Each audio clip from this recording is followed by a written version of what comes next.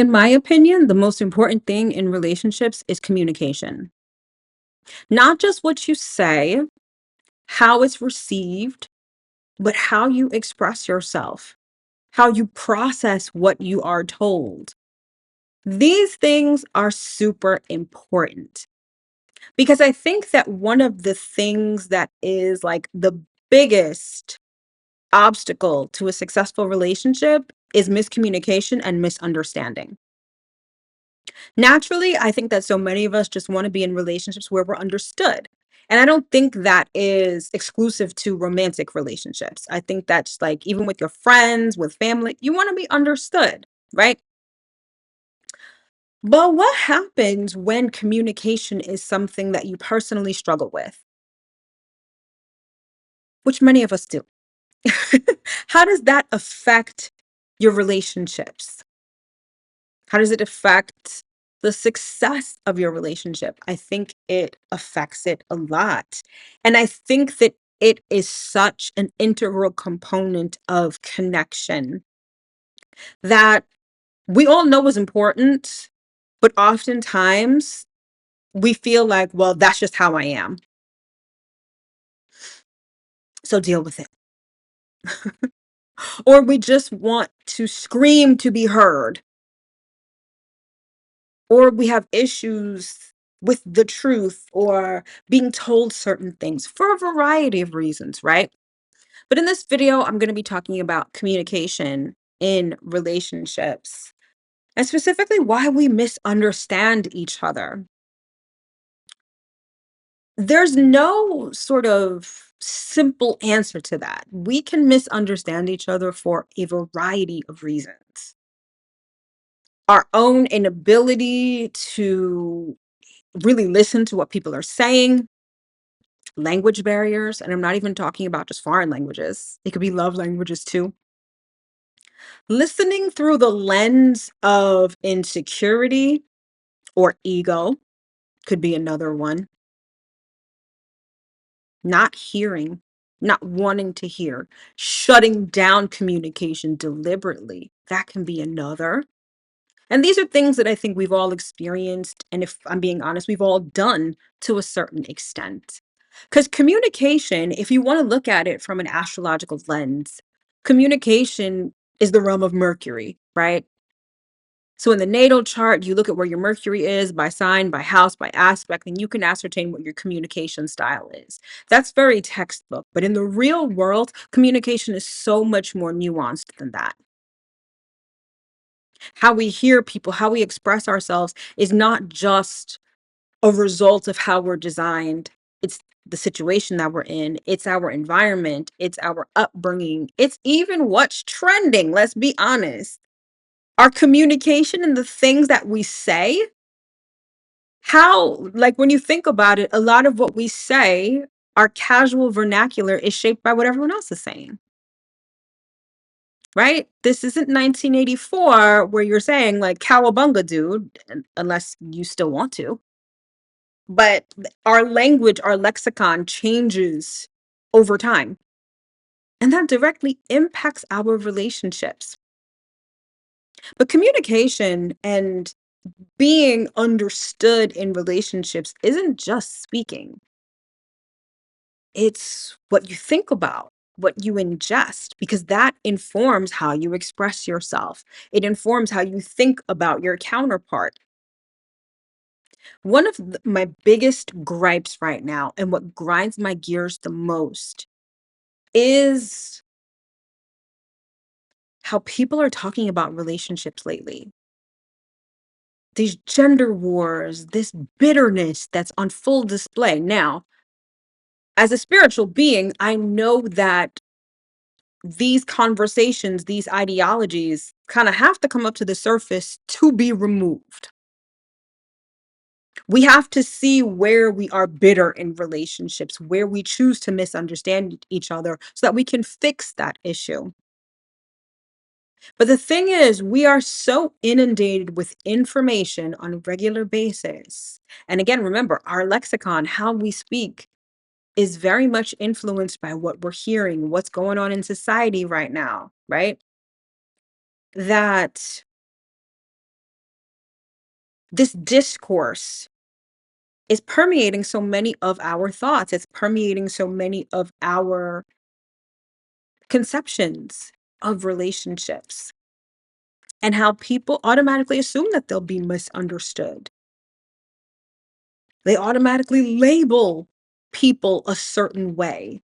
They automatically label a gender as this. They come in with these preconceived notions of what they believe relationships and what they believe relationship counterparts to be like.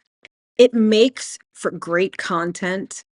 Just like I was talking about in the Twin Flame video before about how things are marketable, right? This gender wars, super marketable, super polarizing. So many podcasts would cease to exist if we didn't have this polarizing discourse about relationships, right? Again, and I understand the purpose that it serves. There's a higher purpose to everything, but it doesn't negate the fact that it's poisoning our relationships,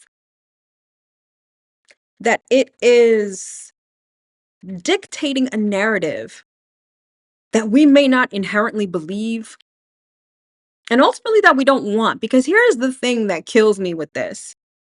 People will swear up and down that men are this way, women are this way, relationships or whatever. There's a whole incel thing. There's this whole gold digger thing. So many different subcategories of why relationships are so shitty. How the dating pool is a cesspool. All these things. But guess what? You still want to date. You still want a relationship. So how does that work? How does it work when you are spewing and talking about and repeating everything that you don't want, yet you want the very thing that you are disparaging? Human beings are communal by nature. Partnership is something that we are wired to have and engage with. Now, we all don't engage with it in the same way. Don't get it twisted. Every partnership is not meant to look the same. Every community is not meant to look and function the same either. But partnership, by and large, generally speaking, I think that you can say that we all want partnership to a certain extent. Yet communication, the very foundation of relationships, is something that I feel like people nowadays are not willing to fix. Everyone just wants to talk louder. Everyone just wants to spew more information.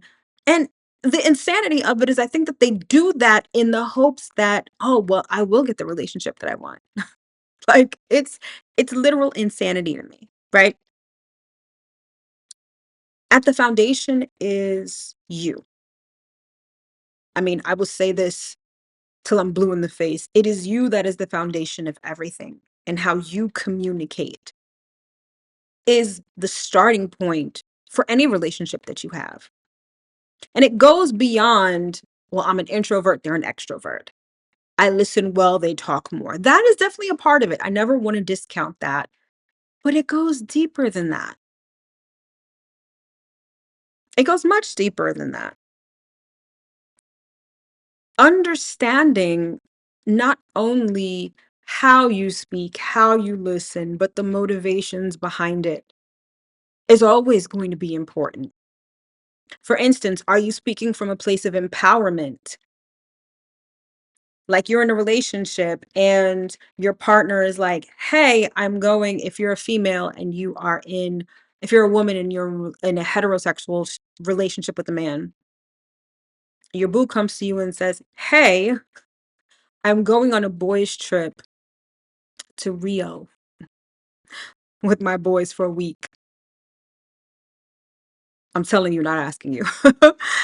You could say, okay, babe, have fun. That could mean a variety of things. The okay, babe, have fun. I'm secure in our relationship. Like literally have fun. Like I'm cool with it. Okay, have fun. I'm scared as fuck that you're going to cheat on me because the people in Brazil are absolutely gorgeous. Okay, have fun. Sarcastic. As if why would that even be a thought for you to want to go on vacation like that, right? What you say could have a million and one meanings. So it's important to know, what do you mean by what you're saying? Right? And are you expressing it in a way that conveys how you feel and and allows the person receiving it to understand what you mean? Don't let that go over your head. Are you saying what you mean and meaning what you say? Or are you doing it from insecurity, from fear, from anger? These are important things to assess in relationships. Now, is everyone going to get it perfect all the time? Absolutely not. We are still human at the end of the day. I'm very much of the belief that we are spiritual beings having a human experience, but I will never discount my human experience, because if I need to curse you the fuck out, I will. I'll say sorry afterwards. I'll say, I was in my humanity, but it doesn't negate how I actually feel or what's actually going on. I don't need to say, okay, babe, have fun, when I want to say, yo, or like, don't go. Or, I like, I feel insecure when you say that to me. It makes me feel insecure. Can we be honest? Like, okay, is honesty an actual thing?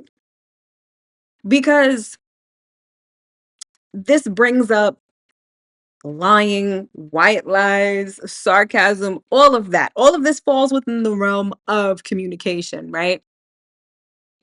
And vulnerability. Oftentimes, especially when we're looking at the technicalities of astrology, right? We're looking at like a Mercury. That's all logic. It's all left brain. I'm sorry, it's all right brain. It's all rational. It's all what you say and everything. And then on the other hand, we have like the moon, right? Which is all about emotions. Those things go together. And I never want you to think that astrology is so black and white, even though it is a science. And if you didn't know that, it is a science. It's also mixed with divination and intuition and all those things, in my opinion, but it is a science nonetheless. But it's energy and it's fluid.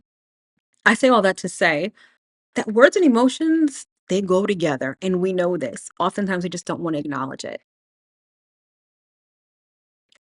Can you be vulnerable in your expression, in your communication? Now, again, this begs the question, what kind of relationship do you actually want? That will determine the level of communication, the level of vulnerability that you give, right? No one is going to get into a heartfelt, soul led relationship or communicate with someone on that level that they don't see themselves wanting to be with. And that brings up another important point. You can't force those things either.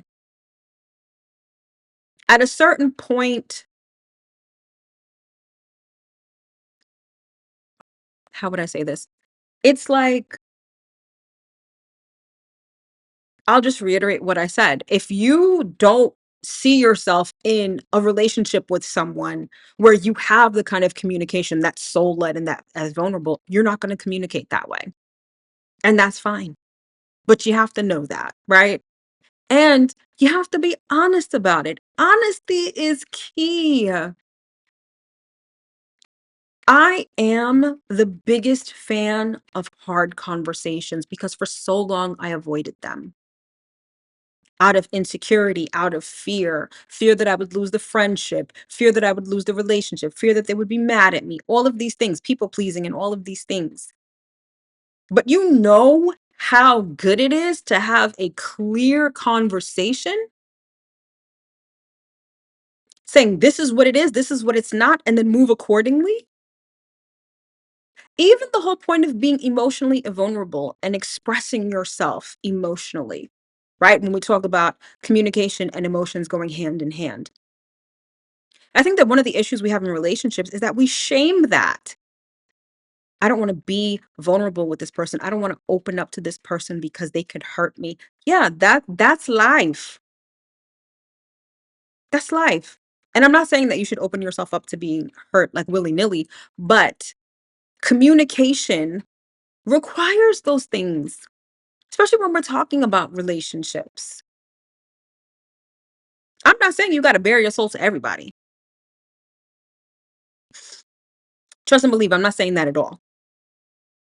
You can pick and choose and discern who to be emotionally vulnerable with, depending on what it is that you want, what kind of relationship that you want. That's why I said the foundation is you. You get to decide. But if we're talking about why people don't connect, why people misunderstand each other, communication is at the heart of that. And again, it's not just what we say, it's what we listen to, it's what we ingest, it's our environment, it's the lexicon of the moment. So the reflection here is number one, what is it that you actually want? What kind of relationship do you want? How do I want to express myself? How do I want to be understood? You have to get super honest with these things and then move accordingly. Of course, within your natal chart, Mercury can help you start to understand that. Even the moon, when you look at Mercury and the moon together, that's your communication and your emotional style. That's the foundation. That's where you start. And then you can start to examine everything else that's out here, everything else that's going on, right? But it's like, and I never want you to think that I'm explaining this and it's like, oh, it's so easy, just communicate. It is not. That emotional vulnerability, oof, babes, that's like, we're all works in progress when it comes to that. So give each other grace. Now, one of the other things I want to talk about is lack of communication. And this, full transparency, this is something that I'm personally dealing with right now, lack of communication. Shout out to all of my Geminis and Virgo uh dominant people out there, because lack of communication can really throw you for a loop and it could really get you in your head way too much. We're already overthinkers, and a lack of communication can only exacerbate that. But lack of communication can be for a variety of reasons, right? Now, because of the discourse that's out there, we tend to have a very narrow view of a lack of communication. They don't like me, they're playing games, they don't want me. It's always a negative discourse, right? However, and I offer this from a place of experience, not necessarily from this is what astrology says. And this is a message that has been coming through a lot repeatedly over the last couple of weeks. It's not always what you think. In the sense that a lack of communication could be from a variety of reasons, reasons that people may want to keep personal, reasons that are hard to explain, reasons that people may need the courage or the space or the time to develop before expressing. It's not to give everyone a pass who ghosts you, who weaponizes lack of communication, right? People who use it as a bargaining chip or people who get them, who use it to chase you. That's not right. But when you're able to understand not only yourself, but the relationship that you're in, you'll understand that sometimes lack of communication can be something that has nothing to do with you. I'm not condoning it by any means necessary, but I will say that it happens. I know because I've been that person with lack of communication who doesn't want to talk, who doesn't want to say anything. And it's ruined relationships in my life. Real talk. Friendships and romantic relationships. Business too. It happens. And it was never because, at least from my perspective, and I know I'm the villain in some people's story. I get it. And we all are to a certain extent at certain times in our lives. But it was never from a place of, I'm trying to get one over on you, or I want you to chase me, or I don't like you and I'm leading you on. It's been, I don't know how to explain this to you. I don't know how to express this. I'm afraid to share this. I'm afraid for you to know this about me. I'm afraid to speak up and say what I really feel. I don't want to start an argument. I'm afraid of confrontation. When I understood these things about myself, it allowed me to have understanding and empathy for other people that I've been in relationships with, and not necessarily to give them a pass, to understand where they're coming from and to meet them where they're at. I used to be the queen of I'm gonna ghost you faster than you ghost me. And when I ghost you, you will never hear from me again. Especially I feel hurt, if I feel betrayed, I will drop it right then and there and never speak to you again. And there are some people who still to this day, it's been decades and I still have never spoken to them again.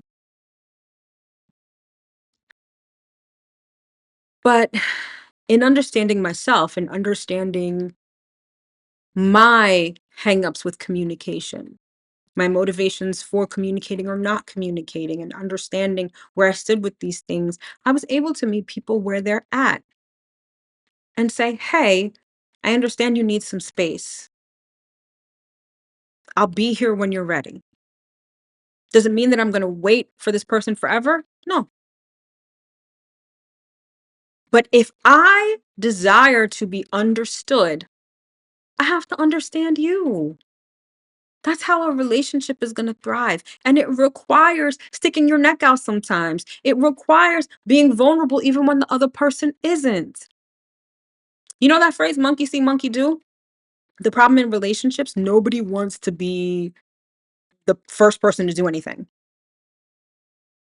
right? Oh, I don't want to open up, so they don't open up. They don't open up because you don't open up. And before you know it, the relationship falls apart because nobody opened up. Someone has to go first.